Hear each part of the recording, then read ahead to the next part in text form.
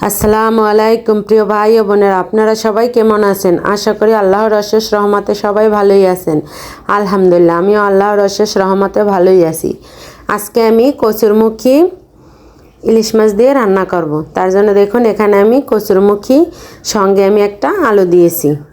আসলে অনেকগুলো কচুরমুখী ছিল, নষ্ট হয়ে গেছে, তার জন্য একদম কম হয়ে যাবে দেখে আমি একটা আলু দিয়ে দিয়েছি।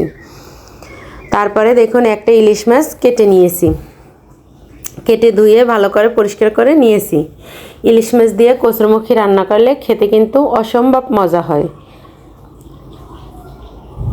তারপর দেখুন, ইলিশ মাছে আমি লবণ, হলুদ, মরিচের গুঁড়া মেখে ভেজে নিব।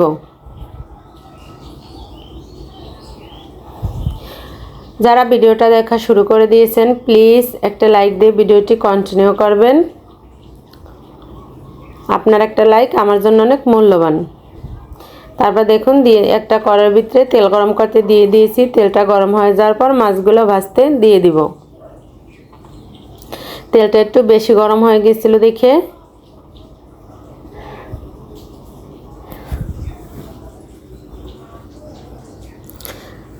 তারপর দেখুন, মাছের কিন্তু এক সাইড ভাজা হয়ে গিয়েছে। এখন আমি উল্টিয়ে অন্য পাশেও ভেজে নিব। আমার নতুন পুরাতন সকল বন্ধুদেরকে জানাই অন্তরের অন্তঃস্থল থেকে অসংখ্য অসংখ্য ভালোবাসা ও অনেক অনেক দোয়া আমার পাশে থাকার জন্য। মাছগুলো ভেজে আমি এখন উঠিয়ে নেব।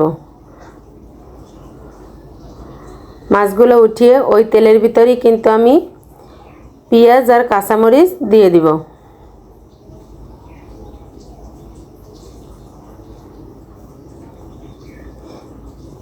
পেঁয়াজ কাঁচামরিচটা ভালো করে ভেজে নিব। ইলিশ মাছে আমি সব সময় বলি, আমি তেমন কোনো মশলার ব্যবহারই করি না। মশলার ব্যবহার করলে ইলিশ মাছের স্বাদ ঘ্রাণ দুইটাই নষ্ট হয়ে যায়। একমাত্র ইলিশ মাছ মশলা ছাড়া খাওয়া যায়। তারপর দিয়ে দিলাম লবণ স্বাদ মতন। লবণটা দিয়েও কিছুক্ষণ নেড়ে চেড়ে মিশিয়ে নেব।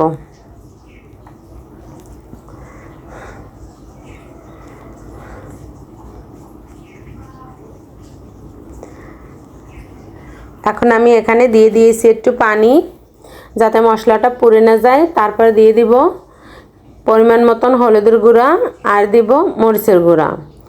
এখানে আমি আর কোনো কিছু মশলারই ব্যবহার করব না। শুধুমাত্র এই সামান্য উপকরণে এতটা মজা হয় যে আপনি না খেলে বিশ্বাসই করবেন না। যারা খেয়েছেন তারা তো অবশ্যই জানেন।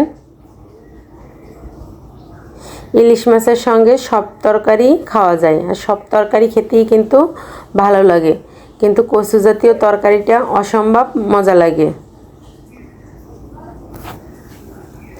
এখন মশলাটা আমি ভালো করে কষিয়ে নেব। মশলাটা কষানো হয়ে গিয়েছে, দেখুন একদম কিন্তু তেল ছেড়ে দিয়েছে।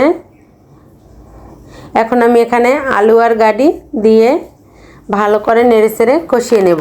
আর আমার ভিডিওটি যদি কোনো নতুন বন্ধুদের কাছে ভালো লাগে, চাইলে আমার চ্যানেলটি সাবস্ক্রাইব করে পাশে থাকা অল বাটন বাজিয়ে রেখে দিতে পারেন। আমি কোনো ভিডিও ছাড়ার সঙ্গে সঙ্গে আপনাদের কাছে নোটিফিকেশন চলে যাবে, আপনারা আপনাদের সময় সুযোগ মতন দেখে নিতে পারবেন।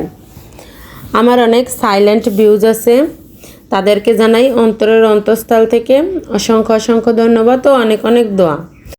তোমরা চাইলেই আপুরা তোমাদের মূল্যবান মন্তব্য কমেন্টের মাধ্যমে জানাতে পারো আমার রান্না তোমাদের কাছে কেমন লাগে। দেখুন ভালো করে কিন্তু একদম কষিয়ে নিয়েছি, শুকনো শুকনো করে কষানোর পরে এখন আমি পরিমাণ মতন ঝোল দিয়ে দেব। যেহেতু গাটিটা তো সিদ্ধ হতে বেশি একটা টাইম লাগবে না, কিন্তু আলুটা তো সিদ্ধ হতে টাইম লাগবে। তারপর গাটিতে কিন্তু প্রচুর পরিমাণে পানি টানে,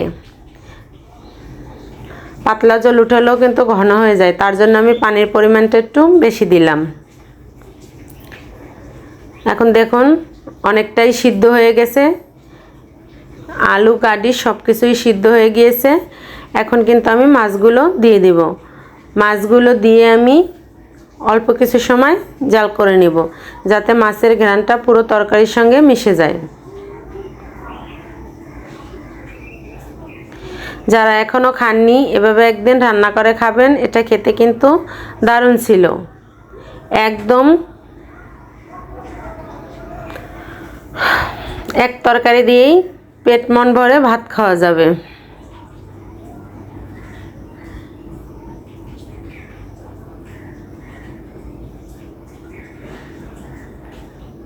দেখুন আমার কিন্তু রান্নাটা প্রায় হয়ে গিয়েছে। এখন আমি তরকারিটা নামিয়ে নেব। আর ঝোলটা দেখুন কতটা কমে গিয়েছে, ঠান্ডা হওয়ার পরে কিন্তু আর একটু কমে যাবে। মাশাআল্লাহ দেখুন কতটা লোভনীয় দেখাচ্ছে, খেতেও কিন্তু দারুণ মজা ছিল। আবার দেখা হবে নতুন আর একটা ভিডিও নিয়ে। ততক্ষণ সবাই সুস্থ থাকুন, ভালো থাকুন। সকলের জন্য দোয়া রেখে আল্লাহ হাফেজ।